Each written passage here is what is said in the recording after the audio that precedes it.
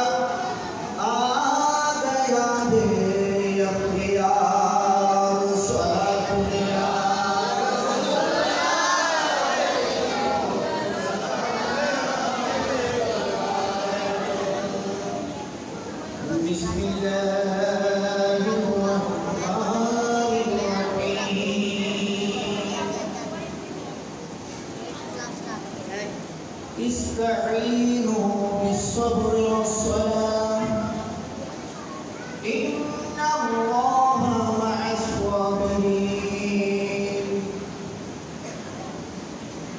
صدق الله العظيم وصدق رسوله النبي الحبيب الكريم ونحن على ذلك من الشاهدين والشاكرين والحمد لله رب العالمين ربي صل وسلم وبارك عليه উপস্থিত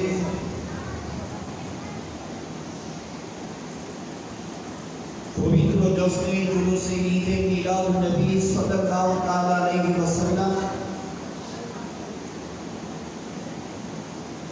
উদযাপন উপলক্ষে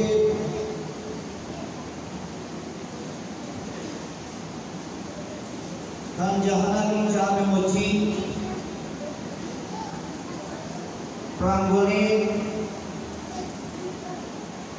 মসজিদ পরিচালনা কমিটি ও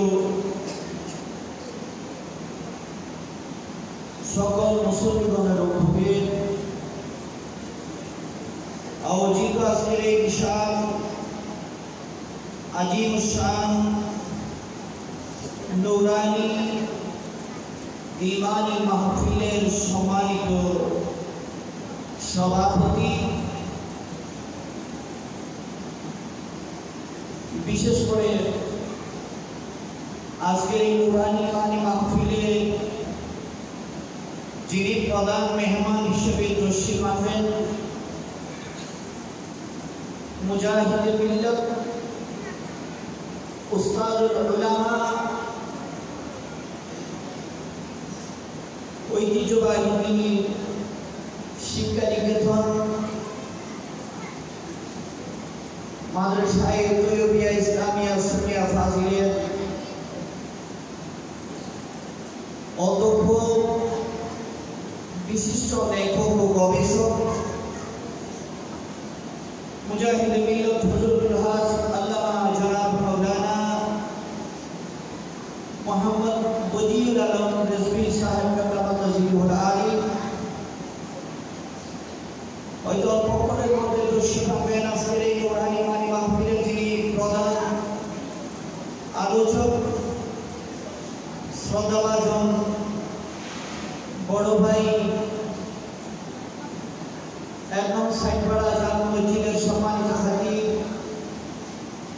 মুজাহিদে মিল্লাত হুজুরুল হাস আল্লামা জনাব মাওলানা বেলালউদ্দিন নোমানী সাহেব কামাল আলী উপস্থিত রয়েছেন। অত্র জামে মসজিদের সম্মানিত খতিব স্নেহের ছোট ভাই জনাব মাওলানা মোহাম্মদ শায়ের আহলে সুন্নাহ আফসার রেজা কাদেরী উপস্থিত। অপরাপর যিনারা এতক্ষণ আপনাদেরকে তিলাওয়াতে কোরআন শুনিয়েছেন, পবিত্র ডাক মুস্তাফা সাল্লাল্লাহু আলাইহি ওয়াসাল্লাম শুনিয়েছেন, ওনারা সহ আপনারা যারা উপস্থিত হয়েছেন, মুরব্বিয়ানি কেরাম, নওজওয়ান ভাইয়েরা, ছোট ছোট মাসুম ভাইয়েরা সহ মাইকের মারফতে যত দূর আমরা যাচ্ছি সর্বস্তরের মুসলমান ভাইয়েরা, পর্দানশীল পর্দাপ্রসী মুসলিম মা ও বোনেরা, আসসালামু আলাইকুম ওয়া রাহমাতুল্লাহি ওয়া বারাকাতুহু।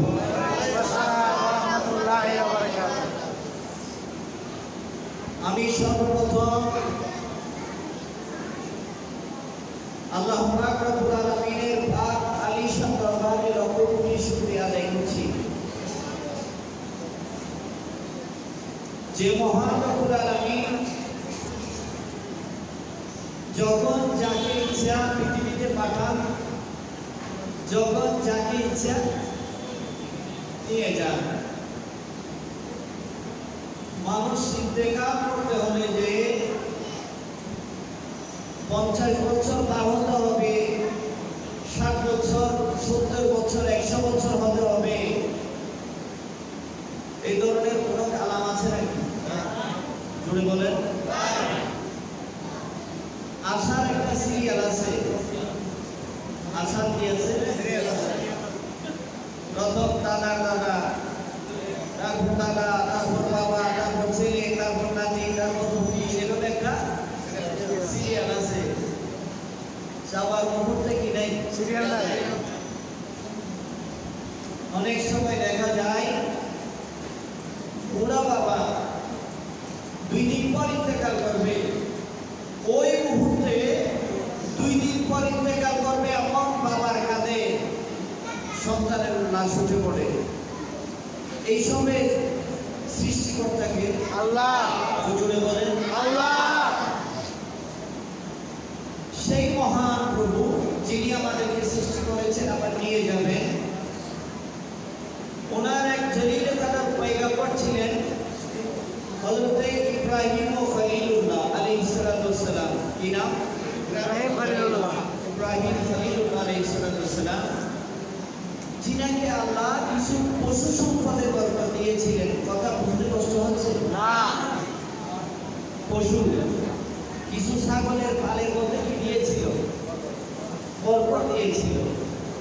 ইব্রাহিম খলিলুল্লাহ একটি নাম ছিল আল্লাহর দেওয়া, একটি উপাধি ছিল খলিল। কি ছিল? খলিল, বন্ধু। এক ফেরেশতা এসে হযরত ফেরেশতা ইব্রাহিম খলিলুল্লাহর ব্যাপারে আল্লাহর দরবারে আপত্তি করে বসল। আল্লাহ, আপনি তার সম্পদে এত বরকত দিচ্ছেন, হয়তো সম্পদগুলো রক্ষণাবেক্ষণ করতে গিয়ে, দেখভাল করতে গিয়ে আপনার জিকির থেকে গাফেল হয়ে যাবে, সরে দাঁড়াবে। কারণ তার সম্পদ দেখাশোনায় যদি সময় বেশি চলে যায়, আপনি আল্লাহ থেকে যে হলিল উপাধি নিয়েছে আপনাকে রাজি করে সন্তুষ্ট করে, সেটা সেই জিকিরের দিকে হয়তো সময় একটু কম দিতে পারবে। একটু আফসোস করলেন। ফেরেশতাকে আল্লাহ পাক রব্বুল আলামিন ইব্রাহিম খলিলুল্লাহর কাছে পাঠালেন। আমার এই বান্দা পরীক্ষা করবে না, মন চাইলে তুমি তাকে পরীক্ষা করতে পারো। সুবহানাল্লাহ, সুবহানাল্লাহ। হযরত ইব্রাহিম খলিলুল্লাহর নিকটে একটু দূরে থেকে ওই ফেরেশতা এসে একটু উচ্চারণ করলেন মধুর কণ্ঠে, সুবহানাল্লাহি ওয়ালহামদুলিল্লাহি ওয়া লা ইলাহা ইল্লাল্লাহু আল্লাহু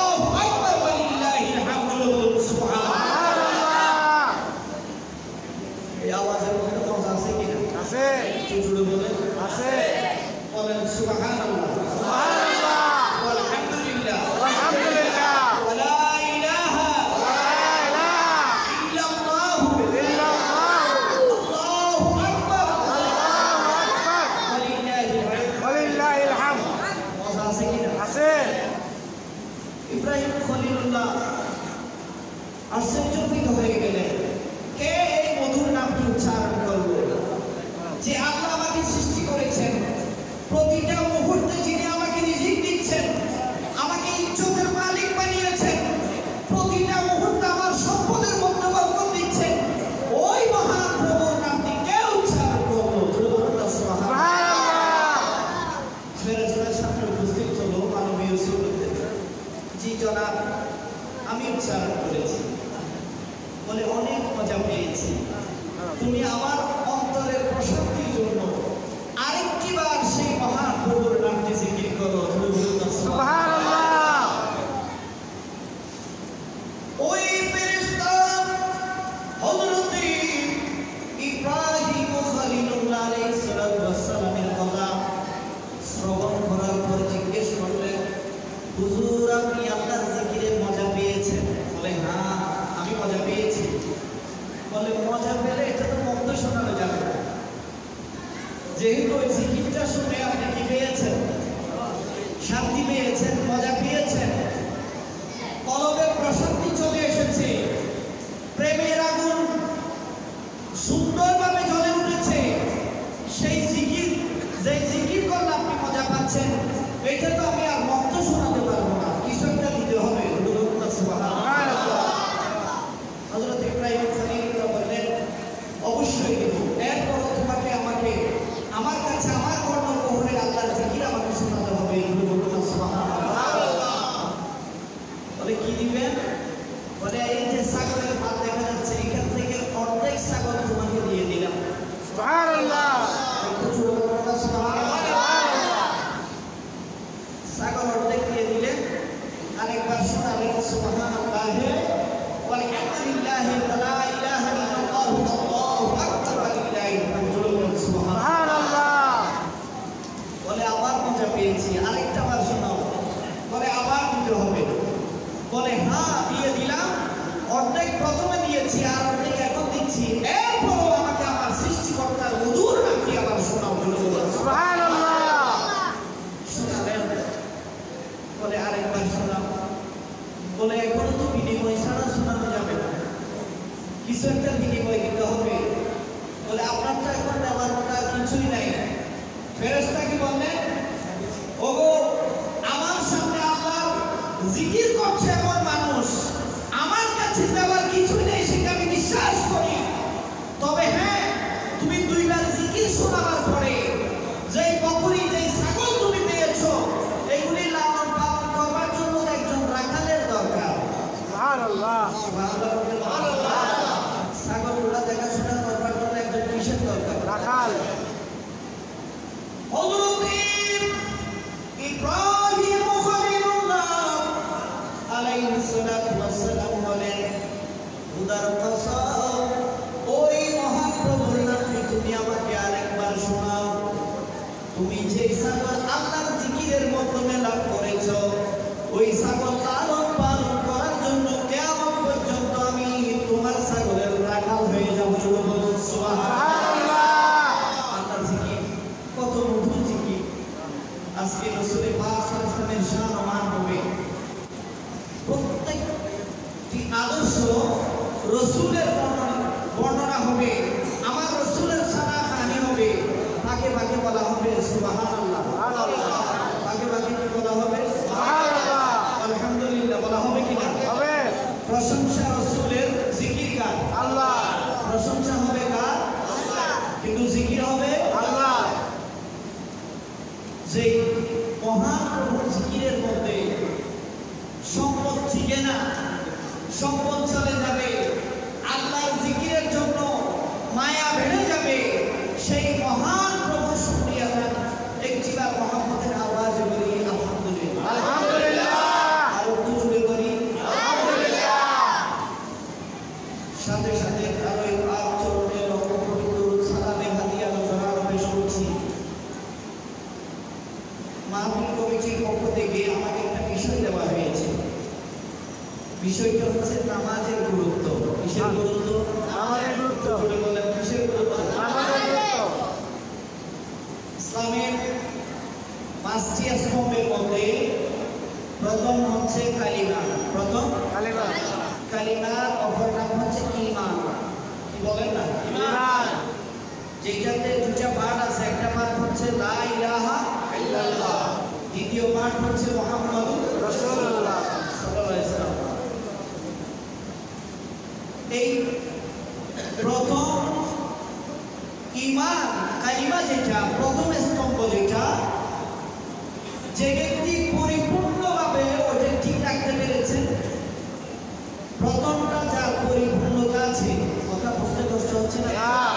প্রথম স্তম্ভ কি? কালিমা বা ঈমান। প্রথম কালিমা, সেটা যার পরিপূর্ণতা লাভ করেছে, যথাযথভাবে আল্লাহকে যেভাবে মানার সেভাবে মেনেছে, মুহাম্মদুর রাসূলুল্লাহর প্রতি যেভাবে ঈমান রাখার সেভাবে ঈমান রেখেছে, ওই ব্যক্তির জন্য নামাজ। বলেন না সুবহানাল্লাহ।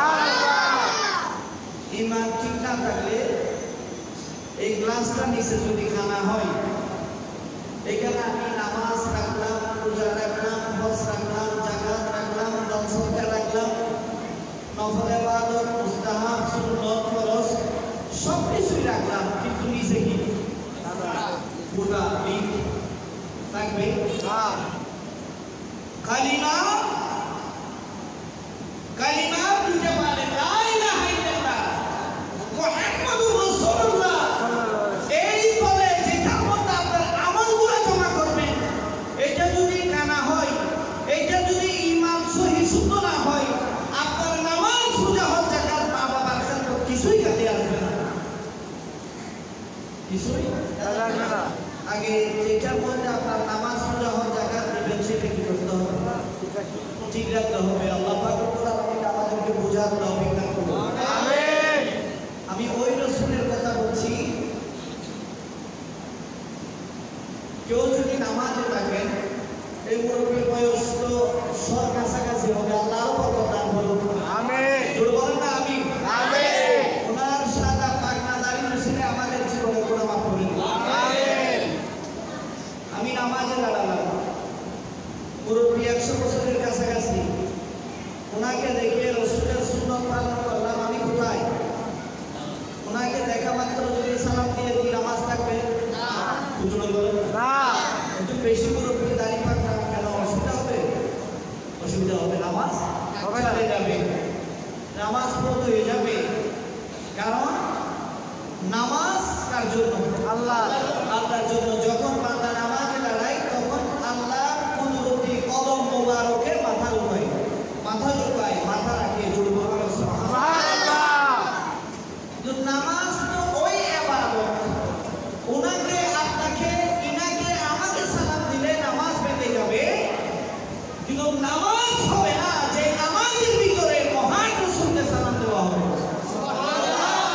কথা বুঝতে কষ্ট হচ্ছে না? আমি আপনাকে সালাম দিলে নামাজ কি হয়ে যাবে? ভেঙে যাবে। কিন্তু রাসূলকে সালাম দেওয়া না হলে নামাজ হবে না। যে রাসূলকে সালাম দেওয়া না হলে নামাজ হবে না। যে রাসূলকে সালাম দেওয়া না হলে কি হবে না? নামাজ হবে না। গভীর মনোযোগ। নামাজে আপনি তাকবীরে তাহরিম, আল্লাহু আকবার, সানা পড়লেন, আল্লাহর জিকির করলেন, আল্লাহর কালাম কোরআনে পাক তিলাওয়াত করলেন, রুকুতে গেলেন, সুবহানা রাব্বিয়াল আযীম, সুবহানা রাব্বিয়াল আযীম তিলাওয়াত করলেন, এক রাকাত জিকির আল্লাহ। এইভাবে রুকু থেকে দাঁড়ালেন, সিজদায় গেলেন, সুবহানা রাব্বিয়াল আলা।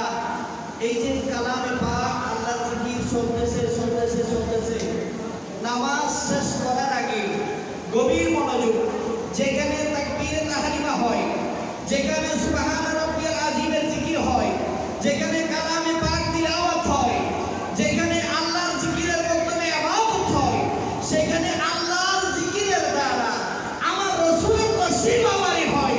ওই ইবাদত আল্লাহর দরবারে কবুল করার জন্য ওই রাসূলকে সালাম দিলে আল্লাহর দরবারে ইবাদত কবুল হয়ে যায়। সুবহানাল্লাহ।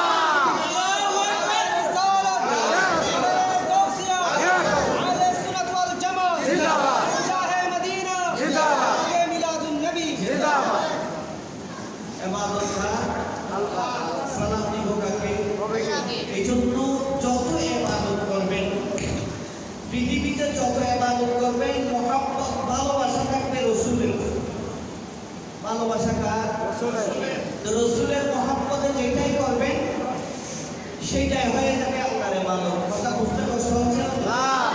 রসুলের মহব্বতে যেটাই করবেন সেটা হয়ে যাবে আল্লাহর ইবাদত।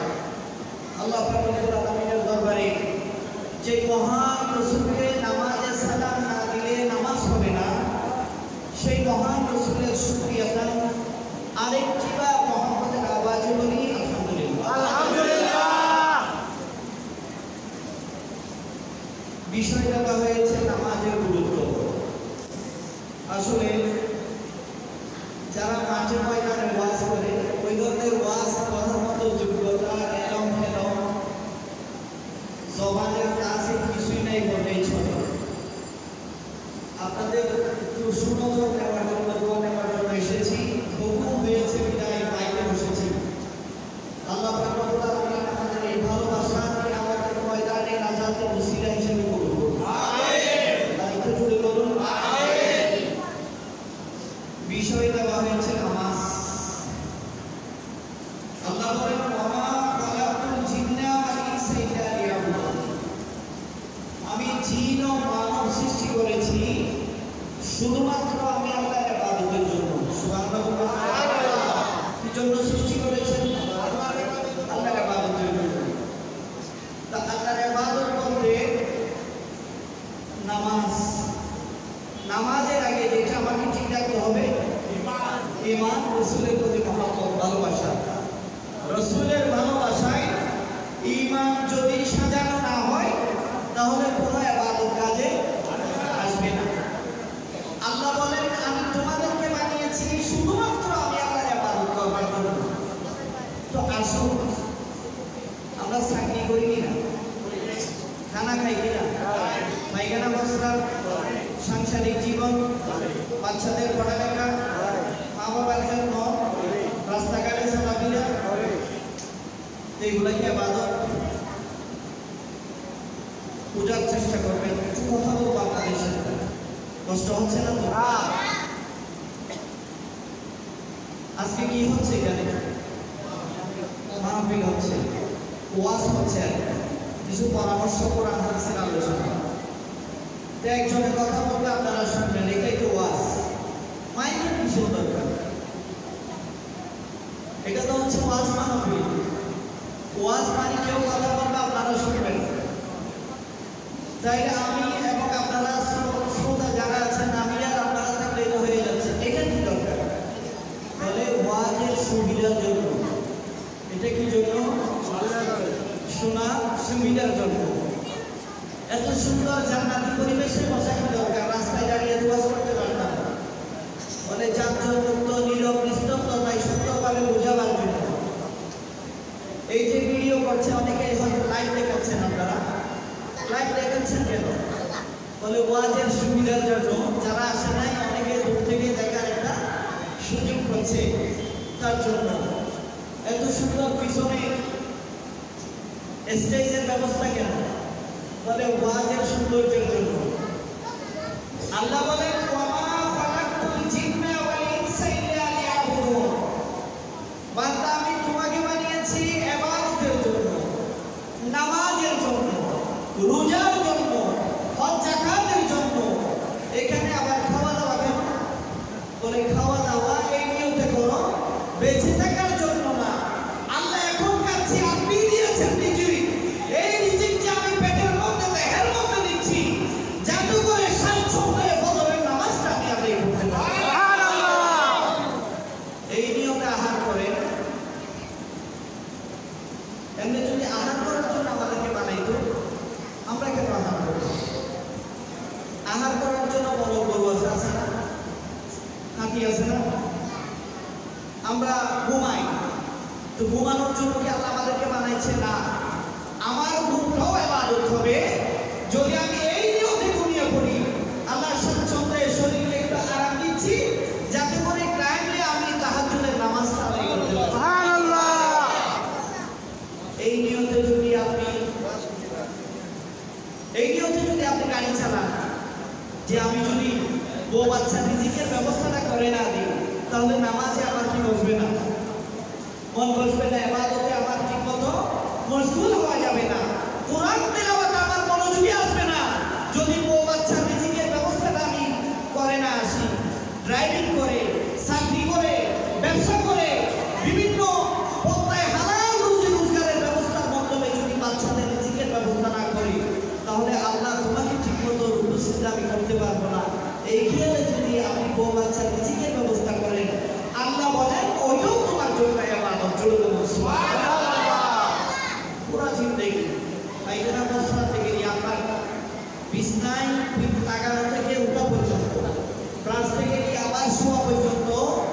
প্রত্যেকটি কিছুই হবে আল্লাহর ইবাদত যদি আপনার জীবন পরিচালনার রাস্তা হিসেবে রাসূল পাক সাল্লাল্লাহু আলাইহি ওয়াসাল্লাম যে রাস্তা দিয়েছেন সেই রাস্তার আলোকে যদি আপনার জীবনকে পরিচালিত করেন।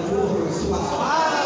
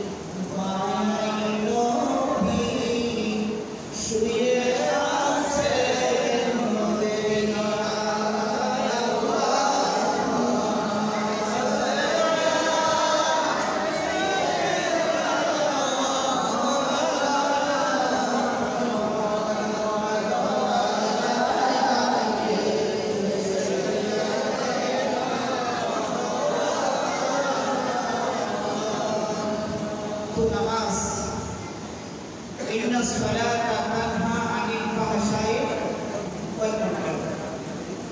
নামাজের গুরুত্ব আল্লাহ তুলে ধরেছেন। আল্লাহ বলেন, বান্দা তোমাকে সমস্ত অশ্লীলতা থেকে বাঁচাবে একমাত্র নামাজ। সুবহানাল্লাহ। নামাজ সমস্ত পাপরাজি থেকে, পাপ কার্য থেকে আল্লাহর বান্দাকে কি করে? হেফাজত করে। কিভাবে? গভীর মনোযোগ। নামাজ কবুল হওয়ার জন্য পূর্ব শর্ত, প্রথম শর্ত হচ্ছে ঈমান ঠিক রাখতে হবে। দ্বিতীয় শর্ত পবিত্রতা লাগবে। কি লাগবে? পবিত্রতা লাগবে। গভীর মনোযোগ। হাদিস পাকে এসেছে, আল্লাহর যে গুনাহগার বান্দা, রাসূল পাক সাল্লাল্লাহু আলাইহি ওয়াসাল্লামের যে গুনাহগার উম্মত ইশারার নামাজ পড়েছেন। কিসের নামাজ? ইশারার নামাজ। শুয়ে পড়েছেন, খেয়াল ছিল যথাসময়ে উঠে আমি ফজরের নামাজটা আদায় করব। সুবহানাল্লাহ। ইশারার নামাজটা পড়ার কারণে আল্লাহ পাক রব্বুল আলামিন অর্ধেক রাত পর্যন্ত যতক্ষণ ঘুমিয়েছেন তার আমলনামায় ইবাদত এবং নামাজের সওয়াব লিখেছেন। শুধু তাই নয়, পরবর্তী খেয়ালে ছিল আমি যে ঘুমিয়ে পড়ছি আবার উঠে ফজরের নামাজ পড়ব, আর অর্ধেক নামাজ, আর অর্ধেক রাত ফজরের নামাজের খেয়াল থাকার কারণে তার আমলনামায় নামাজ এবং ইবাদতের সওয়াব লিখেছেন। ফজরের নামাজের সময় নামাজ পড়েছেন, নাস্তা পানি খেয়ে রিজিকের সন্ধানে বাহির হলেন। কিসের সন্ধান? রিজিকের সন্ধানে। কিন্তু খেয়াল ছিল যেটাই হোক না কেন রিজিক আল্লাহর পক্ষ থেকে যা পাই, বেশি পাই আর কম পাই, হালালের দিকে চিন্তা রাখবো। প্লাস নামাজের সময় হওয়ার সাথে সেই রিজিকের রাস্তা আবার বাদ দিয়ে যে আল্লাহ রিজিকের ব্যবস্থা করছেন ওই মহান প্রভুর দরবারে উপস্থিত দেওয়ার জন্য জোহরের নামাজে চলে যাওয়া। হাদিসে পাকে এসেছে ফজর থেকে জোহর পর্যন্ত যেহেতু খেয়াল ছিল সে ব্যক্তি জোহরটা আদায় করবে, রিজিকও তালাশ করবে, সময় হওয়ার সাথে সাথে কি করবে? নামাজে চলে আসবে। ফজর থেকে জোহর পর্যন্ত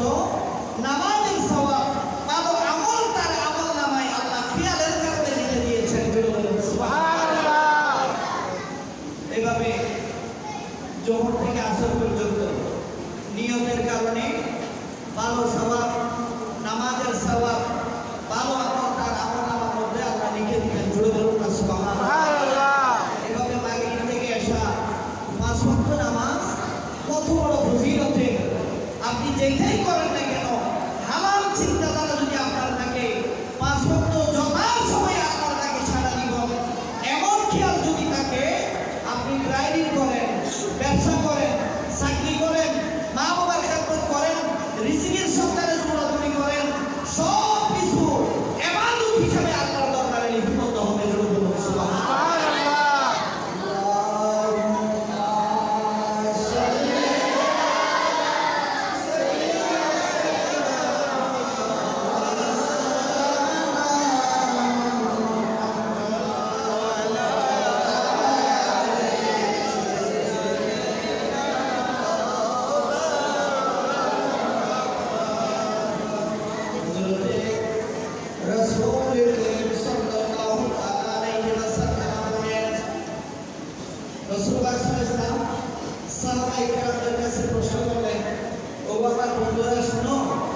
তোমাদের সামনে যদি একটা প্রবাহমান নদী থাকে, ওই নদীতে যদি কেউ দিনে 5 বার গোসল করে, তার শরীরের মধ্যে কোনো ময়লা থাকবে না? জোরে বলেন না। রাসূল পাক সাল্লাল্লাহু আলাইহি ওয়াসাল্লাম প্রশ্ন করলেন সাহাবায়ে কেরামদের কাছে। সাহাবায়ে কেরামরা এক বাক্যে জবাব দিলেন, হুজুর না, যিনি দৈনন্দিন 5 বার একটা পুকুরে বা প্রবাহমান নদীতে গোসল করে, তার শরীরে কিভাবে আমার ময়লা থাকে? রাসূল পাক সাল্লাল্লাহু আলাইহি ওয়াসাল্লাম বলেন, ও আমার উম্মতেরা শুনো, ও আল্লাহর বান্দারা শুনো, যে ব্যক্তি দৈনন্দিন 5 বার নামাজ আদায় করে, 5 ওয়াক্ত নামাজ যথাসময়ে আদায় করে, সেই যেন ওই ধরনের একটা প্রবাহমান নদীর মধ্যে গোসল করে। জোরে বলুন না সুবহানাল্লাহ। তার শরীরের মধ্যে কোনো গুনাহ থাকতে পারে না। ছোটখাটো গুনাহ হলে নামাজের খেয়াল থাকার কারণে আল্লাহ পাক রব্বুল আলামিন নামাজের মানসিকতার কারণে সেটা কি করে দেন? মাফ করে দেন। এই জন্য আল্লাহ পাক রব্বুল আলামিন, আমরা মুসলমান যারা মানুষ যখন মারা যায়, যত বড় গুনাহ হোক না কেন, গুনাহগার হোক না কেন, মরহুম বলা হয়। কি বলা হয়? মরহুম। মরহুম মানে রহমত প্রাপ্ত। মরহুম মানে কি? রহমত প্রাপ্ত। এগুলোর অনেক ব্যাখ্যা রয়েছে। একটি ব্যাখ্যা হচ্ছে, যেহেতু মুসলমান ঈমান ঠিক ছিল, 5 ওয়াক্ত নামাজ আদায় করেছে, সে ব্যক্তি ছোটখাটো গুনাহ হওয়ার কারণে, নামাজ ঠিক করে আদায় করার কারণে আল্লাহ পাক রব্বুল আলামিন ঘন্টার গুনাহ ঘন্টায়, মিনিটের গুনাহ মিনিটে, সেকেন্ডের গুনাহ সেকেন্ডে, মাসের গুনাহ মাসে, নামাজের কারণে আল্লাহ মাফ করে দিয়েছেন।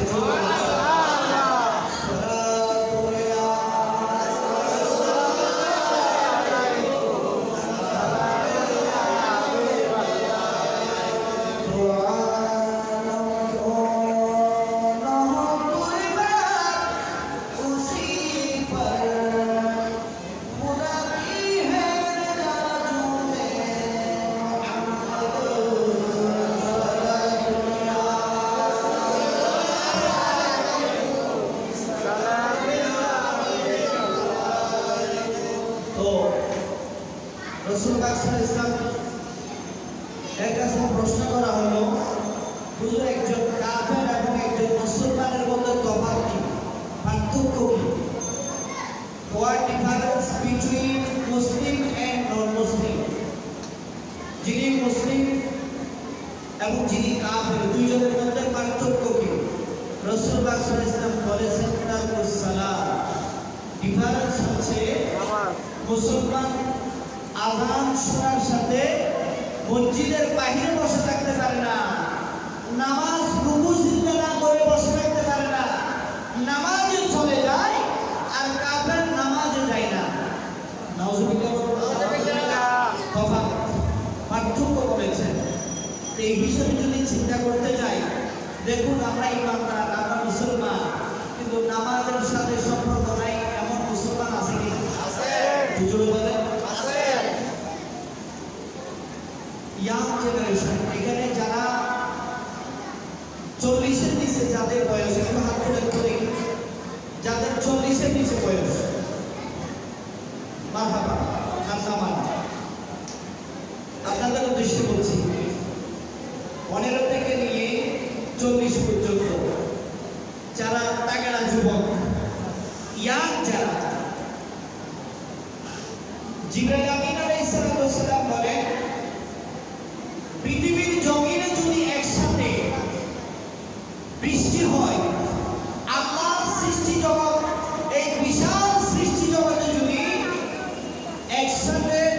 নাজিল হয়।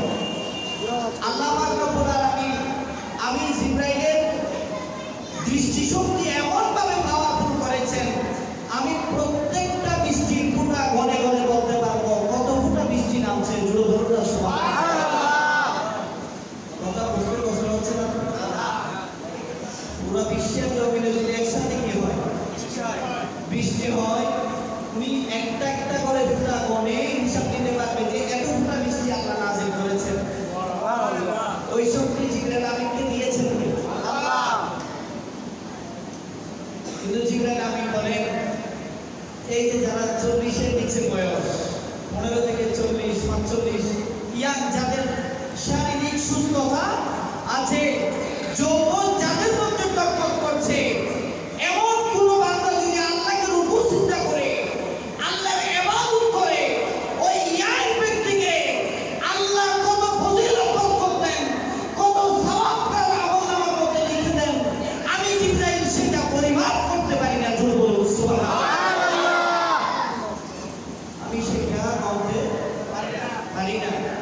এত ফজিলত বরকত আল্লাহ সুস্থ শরীরে ইবাদত করলে আল্লাহ দিয়ে থাকেন। আমরা আসলে নামাজ থেকে দূরে থাকি, পাপের সাথে নিমজ্জিত থাকি। একটা খেয়ালে আমাদেরকে পাপের দিকে রাখে, নামাজ থেকে দূরে রাখে। সেই খেয়ালটা হচ্ছে গুনাহ টোনা করেনি, একটু তওবা করলে তো কি হয়ে যাবে, গুনাহ মাফ হয়ে যাবে। একটু পরে করব, কালকে তওবা করব, বা একটু বুড়া হলে করব, বিয়ে শাদীর পরে করব। এই খেয়ালটাই কিন্তু মানুষকে পাপের সাথে কি করে রাখে, নিমজ্জিত রাখে।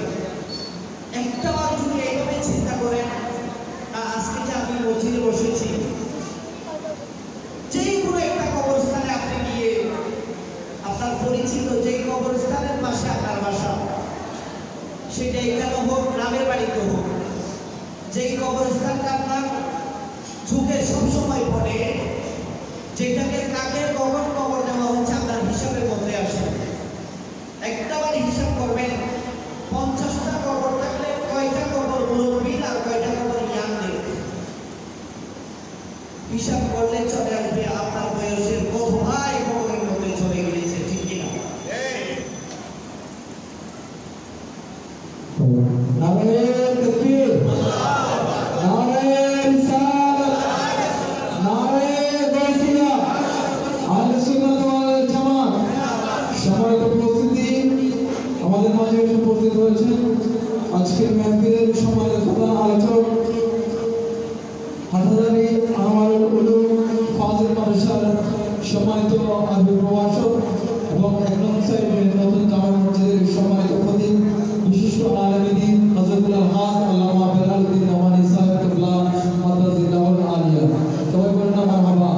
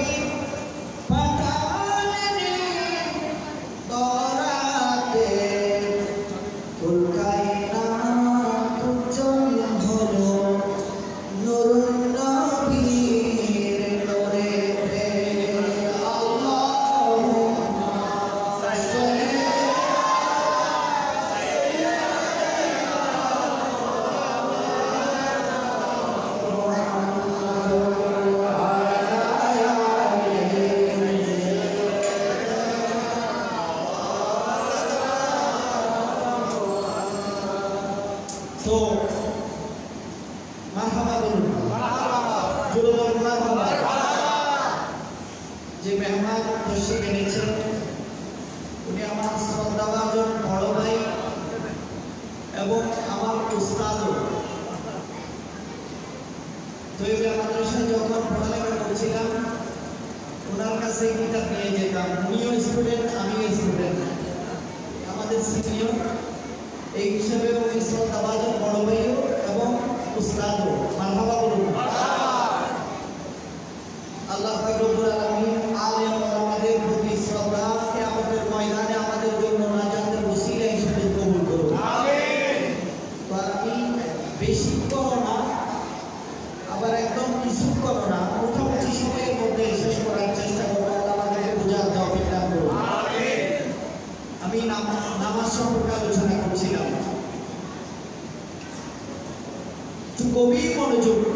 কথা সর্বশেষ নামাজ সম্পর্কে শুনুন।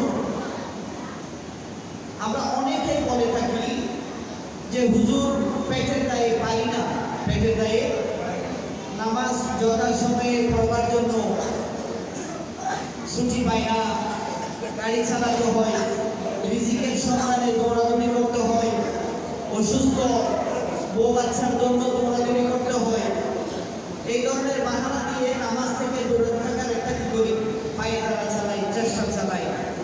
কিন্তু সেটা না, আপনাকে বলতে হবে আমি সমস্ত কাজ করব, রিজিক তালাশ করব, মা বাবার খেদমত করব, বড়দের প্রতি শ্রদ্ধা দেখাবো, ছোটদের প্রতি আদর মায়া মহব্বত ভালোবাসা দিব, ব্যবসা বাণিজ্য করব, শুধুমাত্র টেনশন ফ্রি আল্লাহকে রাজি করবার জন্য 5 ওয়াক্ত নামাজ আদায় করতে জুড়ে বলুন সুবহানাল্লাহ।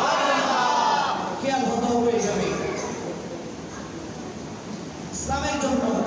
সেই কারবালার ময়দানে, কারবালা ঘটনায় প্রথম যিনি নিজের জানকে কোরবানি দিয়েছিলেন হযরত মুসলিম বিন আকিল রাদিয়াল্লাহু তাআলা। কি নাম? মুসলিম বিন আকিল রাদিয়াল্লাহু তাআলা। জিনাকে শত্রু পক্ষ যে মেরে ফেলবে তার মধ্যে কোনো সন্দেহ নাই। তো মেরে ফেলার আগে সর্বশেষ ইচ্ছা জিজ্ঞেস করে না যে তোমাকে যে শহীদ করে দেওয়া হবে, মেরে ফেলা হবে, তার মধ্যে কোনো সন্দেহ নাই, তোমার সর্বশেষ কোনো কিছু চাওয়ার আছে কিনা? হযরত মুসলিম বিন আকিল রাদিয়াল্লাহু তাআলা বলেছেন, ওগো আমার বন্ধুরা, তোমরা যে আমাকে মেরে ফেলবে তার মধ্যে কোনো সন্দেহ নাই, সেটা আমি জেনে গিয়েছি। তবে হ্যাঁ, আমার সর্বশেষ ইচ্ছা হচ্ছে এখন থেকে আমাকে মৃত্যুদণ্ড কার্যকর করা পর্যন্ত সময়ের মধ্যে যদি কোনো এক ওয়াক্ত নামাজের সময় হয়ে যায়, আমাকে নামাজ পড়ার সুযোগ করে দিবা। চলো বলুন সুবহানাল্লাহ। আমাকে কিসের সুযোগ করে দিবেন? দেখেন, কিছুক্ষণ পর কবর জগতে চলে যাবে, ইন্তেকালের সুতা পান করবেন, শাহাদাতের সুতা পান করবেন। ওই মুহূর্ত নামাজের কথা বলেন নাই। এটাই হচ্ছে আল্লাহর ইবাদতের প্রতি নিবদ্ধতা, আল্লাহর ইবাদতের প্রতি মনোযোগিতা। জুড়ে বলুন না সুবহানাল্লাহ। শুধু তাই নয়, রাসূল পাক সাল্লাল্লাহু আলাইহি ওয়াসাল্লাম পৃথিবীর জমিনে এসে মাত্র যে শিক্ষাটা আমাদেরকে দিয়েছেন, সেই শিক্ষাটা হচ্ছে সিজদার শিক্ষা। কিসের শিক্ষা? রাসূল পাক সাল্লাল্লাহু আলাইহি ওয়াসাল্লাম পৃথিবীতে এসে প্রথম কিসের শিক্ষা দিয়েছেন? সিজদার শিক্ষা দিয়েছেন। পৃথিবীর জমিন ছেড়ে যখন চলে যাবেন তখন কিসের শিক্ষা দিয়েছেন? জোরে বলুন না। নামাজের শিক্ষা। কিসের শিক্ষা? আর একটু জোরে বলুন। নামাজের। কিভাবে দিয়েছেন? রাসূল পাক সাল্লাল্লাহু আলাইহি ওয়াসাল্লাম সাকরাতের বিছানায় যখন উঠতে বসতে কথা বলতে খেতে কষ্ট হচ্ছে, পৃথিবী থেকে পর্দা করবেন, ঠিক ওই মুহূর্তে নামাজের টাইমে আমার রাসূল ইমামতিতে যাওয়ার কোনো সুযোগ, শারীরিক শক্তি আমার রাসূলের ছিল না। হযরতে সিদ্দিক আকবর রাদিয়াল্লাহু তাআলা আনহু ইমামতিতে নামাজ হচ্ছে, ওই মুহূর্তে রাসূল পাক সাল্লাল্লাহু আলাইহি ওয়াসাল্লাম হযরত আলীকে ডাক দিলেন। হযরতে সিদ্দিক আকবরের সন্তান হযরত আব্দুর রহমান ইবনে সিদ্দিক আকবরকে ডাক দিলেন। রাসূল পাক সাল্লাল্লাহু আলাইহি ওয়াসাল্লাম বলেন, ওগো আলী, ওগো আব্দুর রহমান, তোমরা আমাকে একটু সাপোর্ট দাও। এক হাত রাসূল পাক সাল্লাল্লাহু আলাইহি ওয়াসাল্লাম হযরত আলীর কাঁধের উপর রাখলেন, আরেকটি হাত হযরত আব্দুর রহমান ইবনে সিদ্দিকের কাঁধের উপর রাখলেন। জোরে বলুন না সুবহানাল্লাহ। বলে, আমাকে একটু মসজিদে নববীর ভিতরে নিয়ে যাও। কোথায় নিয়ে যাও? হযরত রাসূল করিম সাল্লাল্লাহু তাআলা আলাইহি ওয়াসাল্লাম যখন হযরত আব্দুর রহমান ইবনে সিদ্দিক আকবরের কাঁধের উপর হাত রাখলেন, হযরত আলীর কাঁধের উপর হাত রাখলেন, ওই মুহূর্তে আমার রাসূল এমন দুর্বল হয়ে গিয়েছিল যে আমার রাসূল নিজের পা দুখানা যে একটু তুলে ধরবে সেই শক্তি পর্যন্ত ছিল না। আমার রাসূলের সেই শক্তি পর্যন্ত ছিল না। তারা যখন সামনের দিকে যাচ্ছে, ওই কঠিন মুহূর্তে রাসূল পাক সাল্লাল্লাহু আলাইহি ওয়াসাল্লামের নূরানি পা মুবারক মাটির সাথে ঘেঁষে ঘেঁষে মসজিদে নববীর দিকে নিয়ে যাচ্ছে। জোরে বলুন না সুবহানাল্লাহ।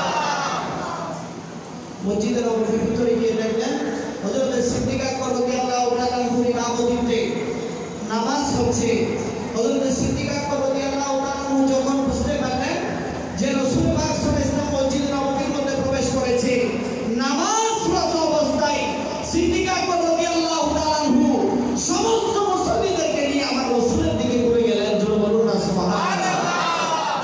আমার রাসূল খুশি হয়ে গেলেন, অসুস্থ অবস্থায় মুস্কি হাসলেন, বলো বাবা উম্মতেরা, ও সাহাবায়ে কেরাম, আমি আজকে বড় সার্থক নিজেকে মনে করছি। আমি রাসূল পৃথিবীর জমিনে এসে যে সিজদার শিক্ষা তোমাদেরকে দিয়েছি, আমি বড় ভয়ের মধ্যে ছিলাম এই নামাজ আমি পৃথিবী থেকে পর্দা করে কোনো বন্ধ হয়ে যাবে নাকি।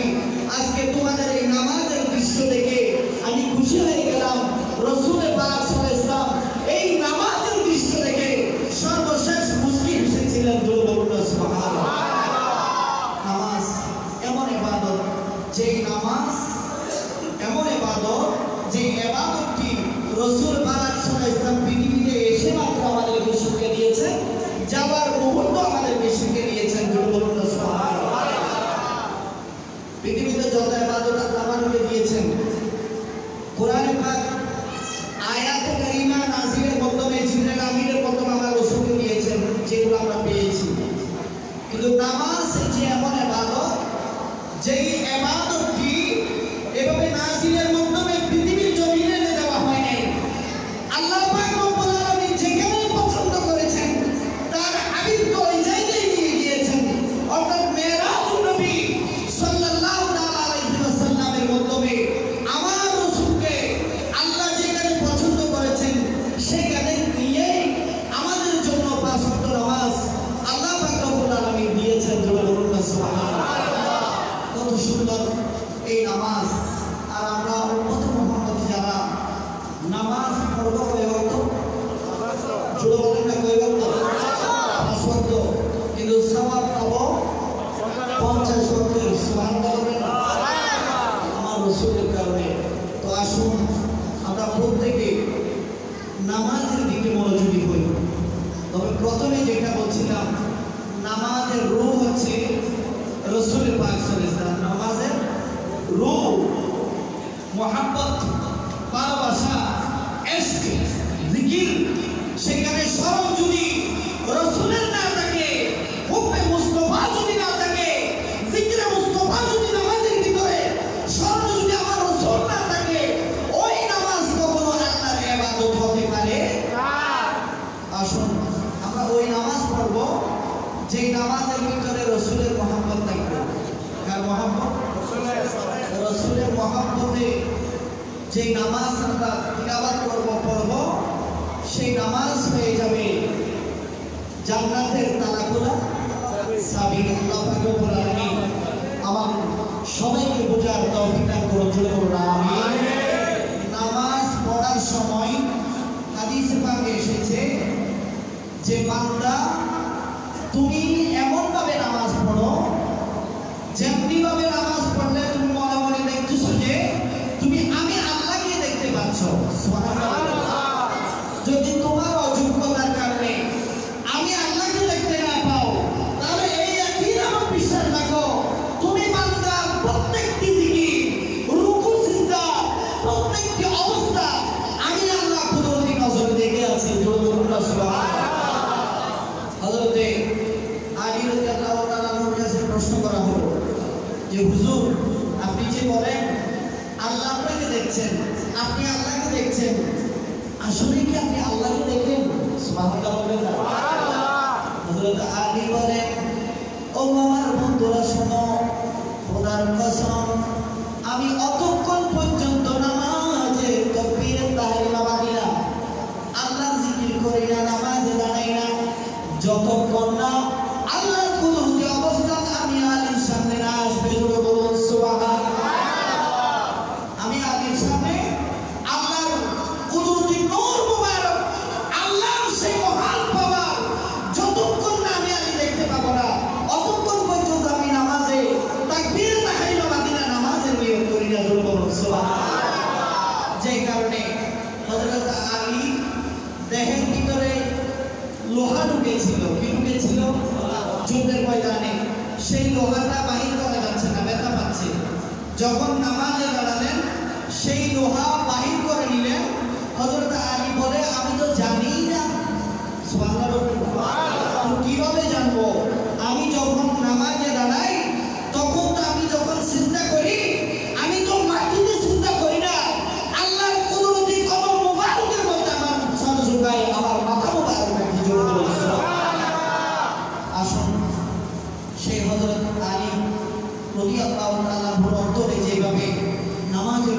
ছিল সেভাবে আমরা নামাজ আদায় করার তৌফিক দান করুন।